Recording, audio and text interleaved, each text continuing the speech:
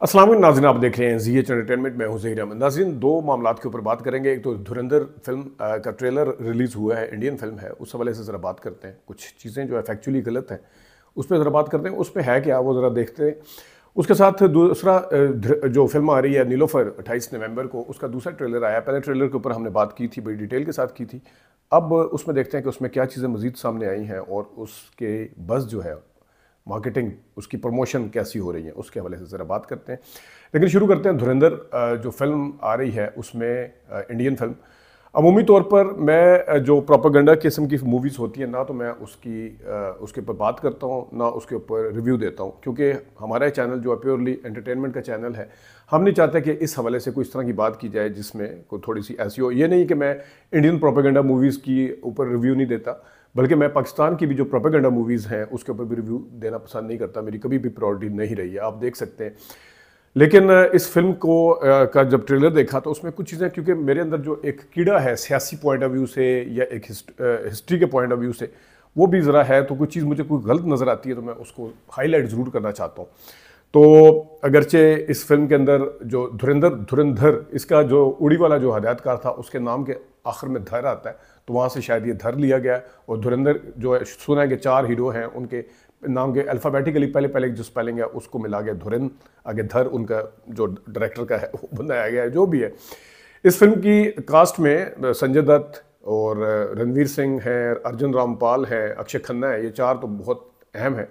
और इसमें अर्जुन रामपाल के पॉइंट ऑफ व्यू से ज़रा मुझे जो एक चीज़ सबसे ज़्यादा पसंद है वो उनकी आवाज़ है। उनकी आवाज़ बहुत अच्छी है। मैं जिस तरह पहले कहा कि मैं वहाँ के फिल्म इंडस्ट्री को जो प्रोपेगेंडा और झूठ से हट के जो प्योरली एंटरटेनमेंट के ऊपर होता है, जिसके ऊपर वो लाइन सादर आती है पूरे तरीके से कि आर्ट की कोई सरहदें नहीं होती, लेकिन जब इस किस्म की चीज़ें आती हैं तो फिर वो सरहदें कायम होती हुई नज़र आती हैं।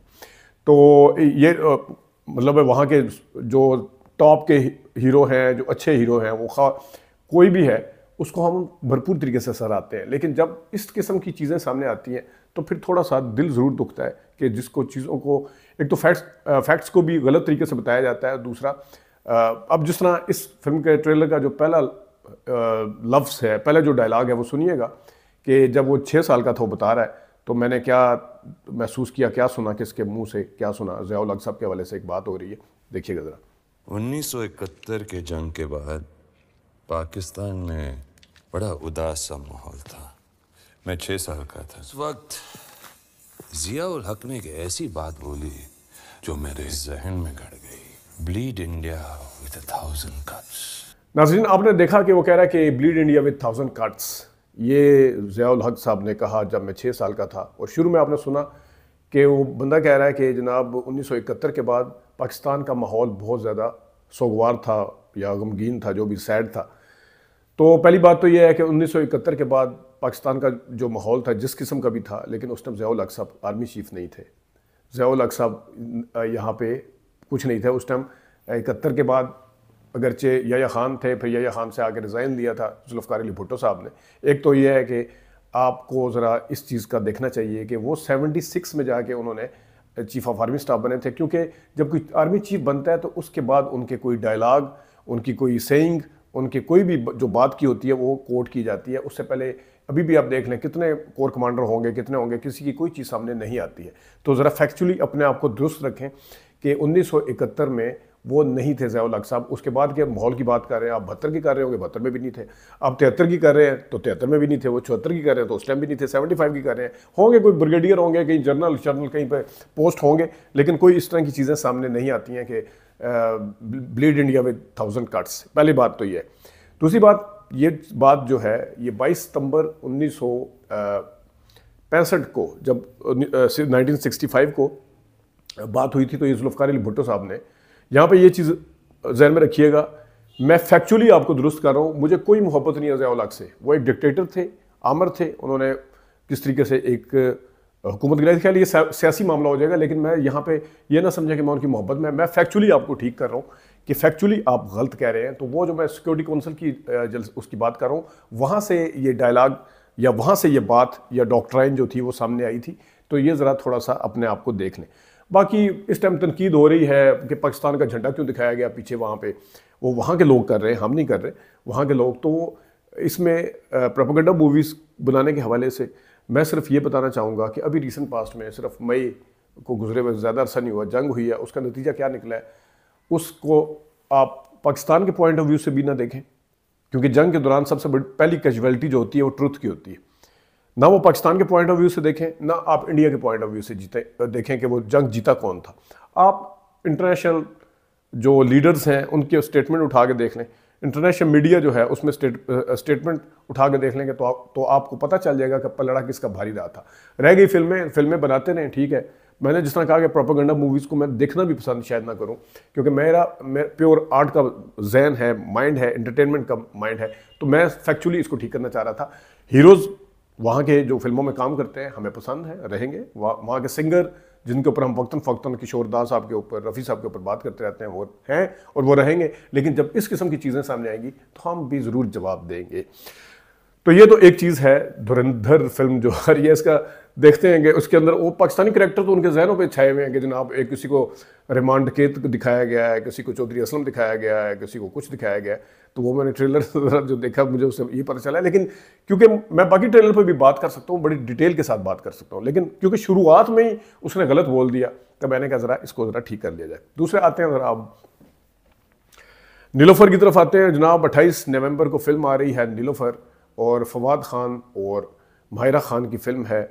इसकी बस जो है वो बन चुकी थी पहले से, लेकिन इसके ऊपर मज़ीद काम यह हुआ है कि भरपूर तरीके से इसकी प्रमोशन कर रहे हैं दोनों हीरो और हीरोइन मिल के, और इसकी कास्ट बाकी भी जा रही है जगह जगह पे, और वो प्रोग्राम्स कर रही है। वो किसी टॉक शोज़ में यानी कि एंटरटेनमेंट के शोज़ में शिरकत कर रहे हैं, कहीं पे कोई किसी गाने का इफ्तिताह होता है वहाँ जाते हैं, कहीं पे कुछ होता है। तो इसका वो जो एक लीड जो दोनों अदाकार हैं वो अपनी जिम्मेदारी एहसन तरीके से और भरपूर तरीके से निभा रहे हैं, कोई डंडी नहीं मार रहे। मैं अक्सर कहता हूँ कि कास्ट जो है समटाइम खुद भी संजीदा नहीं ले रही होती। डिलेड फिल्म है, अल्तुआ का शिकार थी, लेकिन उसको अच्छे तरीके से मार्केटिंग करके वो आगे लेके आने की कोशिश की जा रही है, और इसमें कोई शक नहीं। मैं दिल जट मौला जट में भी कहा था, बिलाल इशारी ने उसमें क्या दिखाया, टेक्निकली वो कितनी साउंड थी, वो बातें सारी बाद में आती हैं। पहले आता है कि सिनेमा के ऊपर लोग कितने आएंगे, तो वो क्रेडिट सिर्फ दो चीज़ों को जाता है। एक था मौला जट का ब्रांड, दूसरा था जनाब इन दोनों की जो शोहरत है, जो बॉर्डर के दूसरी तरफ भी थी। वहाँ के लोगों ने जब हमारी फिल्म की तारीफ़ें शुरू की तो पाकिस्तान के वो लोग जो पाकिस्तानी फिल्मों को देखना पसंद नहीं करते, उनकी भी आंखें खुली, अच्छा वो वहाँ वाले अगर तारीफ़ करें तो हम भी जाके देखते हैं। तो वो था मौला जट का। लेकिन ये एक क्योंकि एक्शन फिल्म नहीं है, ये लड़ाई वाली फिल्म नहीं है, ये स्टोरी वाली फिल्म है, और स्टोरी ज़रा डिफरेंट सी नज़र आ रही है। तो मुझे कभी उम्मीद है कि ये फिल्म जो है रश लेगी। उसकी वजह यह है, जिस तरह माहिरा खान का अपना एक वो है, फ़ैन फॉलोइंग है, और उनका सोशल मीडिया के ऊपर प्रेजेंस बड़ी इफेक्टिव है। इसी तरह फवाद खान है, उनको फ़ीमेल बहुत ज़्यादा पसंद करती हैं, उनकी फ़ैन फॉलोइंग बहुत ज़्यादा है। उनका कोई भी बात करते हैं, किसी जगह जाते हैं, तो वो एक टॉक ऑफ द टाउन ज़रूर बनता है। तो जब उनकी फ़िल्म आती है वो भी टॉक ऑफ द टाउन बनती है, क्योंकि उनकी फ़िल्में ज़्यादा आती नहीं हैं फवाद खान की। तो इस वजह से मुझे कभी उम्मीद है कि इसमें भले दो हैं, इसमें नहीं है हमजा बासी, ये नहीं है एक्शन वाली फिल्म दिल जट मौला जट। मैं ये नहीं कह रहा कि उतनी फिल्म चलेगी जितनी दिल जट मौला जट चली थी, लेकिन मैं ये समझता हूँ कि इस साल की ये एक कामयाब फिल्म कहलाएगी। ये अब देखते हैं कि लोग इसको जाके देखते हैं, उनको कैसे लगती है। लोग एक दफ़ा आएंगे ज़रूर। मैं कहता हूँ ना कि एक दफ़ा अगर फिल्म देखने आ जाएं लोग, तो फिर उस फिल्म का फैसला करना आसान होता है। पुराना ज़माने में यही था, जब पुराना ज़माना क्या, आज से 20 साल पहले, 25 साल पहले, कि जब लोग एक दफ़ा आते थे वहाँ पे फिर उसका फैसला होता था, फिल्म डब्बा है, फिल्म हिट है, फिल्म कैसी है, वहाँ पे फैसला होता था। अब तो लोग आते ही नहीं है ना, पहले शो के अंदर ना दूसरे के अंदर। पहले दिन के अंदर 20, 25, 30, 35 बंदे अगर एक सिनेमा पर आए फिल्म देखने के लिए, तो फिल्म तो देखने ही नहीं आए ना, घर से निकले ही नहीं है। तो फिल्म वो भले अच्छी है, वो तो अननोटिस चली जाएगी। तो ये वजह है कि इसको देखने ज़रूर आएंगे। उस फिल्म के अंदर कितनी जान होगी, क्या होगा उस फिल्म के साथ, वो उस वक्त फैसला होगा, आएंगे ज़रूर देखने के लिए। तो अब आते हैं ज़रा इसके ट्रेलर के ऊपर। एक भाई ने एक दफ़ा मुझे कहा था कि इसका ट्रेलर नहीं है, ये टीज़र है, लेकिन वो क्योंकि 1.5-पौने 2 मिनट के ऊपर मुहित था, तो मेरे जहन में यही था, मेरी अंडरस्टैंडिंग यही थी कि टीज़र जो होता है वो 30 सेकंड, 40 सेकंड, 10 सेकंड, 20 सेकंड इतना होता है। तो वो ट्रेलर समटाइम 2-2 भी निकाले जाते हैं। हो सकता है वो भाई सही कह रहे हो, असल ट्रेलर अब आया हो कि वो 2.5 मिनट से का है तकरीबन। लेकिन क्या कह रहे हैं, कल मेरी नाबीना लड़की से मुलाकात हुई, उसके बाद वो क्या कहते हैं कि तुम ठरकी और क्या बात कर रही है, ज़रा देखिएगा थोड़ा सा। आई क्लिनिक के बाद मेरी टक्कर एक नाबीना लड़की से हुई। धड़क झाड़ने की कोई जगह होती है। माफ कीजिएगा मैडम, आप गलत समझ रही हैं। पीती है ना। नाम क्या बताया तुमने अपना? ठरकी छिछोरे कमीने। मुझे क्या देख रहे हो? उसके बाद कुछ मजीद जो उसके क्लिप्स हैं जो माहिरा और फवाद के हैं वो देखिएगा ज़रा। खूबसूरत ना?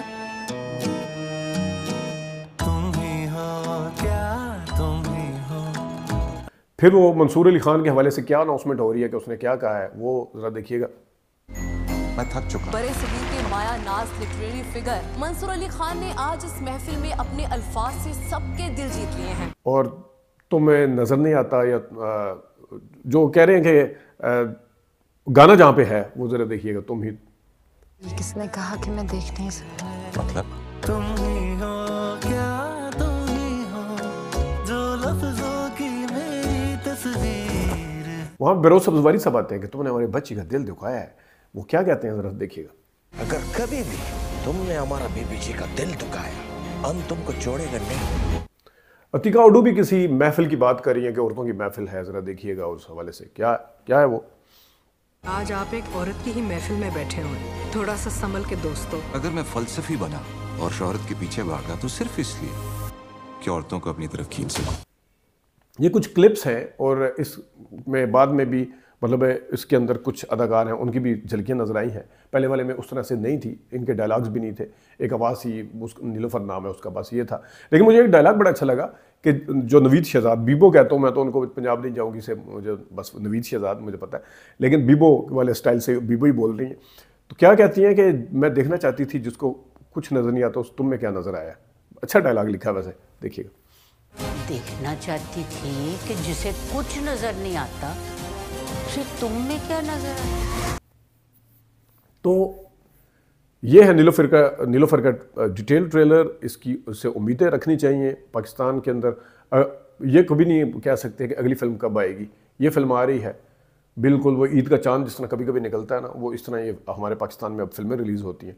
पहले तो पता होता था कि जनाब साल शुरू हो रहा है, 4 जनवरी को फलानी आ रही है, 12 मार्च को फलानी आ रही है, 19 मई को फलानी आ रही है, जून में, ये सारा कुछ शुरू में अनाउंसमेंट हो जाती थी। बशर्ते संसद साथ लिख लिया जाता था या ये लिख दिया जाता था शारदे के जल्द आ रहा है। अब तो कोई पता नहीं है बिल्कुल। और फिर यही वजह है कि जनाब हो सकता है दिसंबर में कोई फिल्म अचानक यूं जिस तरह कोई कॉम्पल फूटती है किसी चीज़ की, ऐसा निकला है बीच में से निकला है। अदरवाइज दूर दूर आपको कोई नज़र नहीं आ रहा। कि मुझे तो यही लगता है कि शायद मैं यकीन से नहीं कह सकता कि इस साल की 2025 की नीलोफर आखिरी फिल्म होगी। उसके बाद फिर देखते हैं क्या होता है। देखते हैं फिल्म के हवाले से बात भी करते रहेंगे कि कितनी चलेगी, उसके ऊपर रिव्यू भी देंगे। अपना ख्याल रखिएगा। अभी तक के लिए इतनी इजाज़त दीजिए। अल्लाह हाफ़िज़।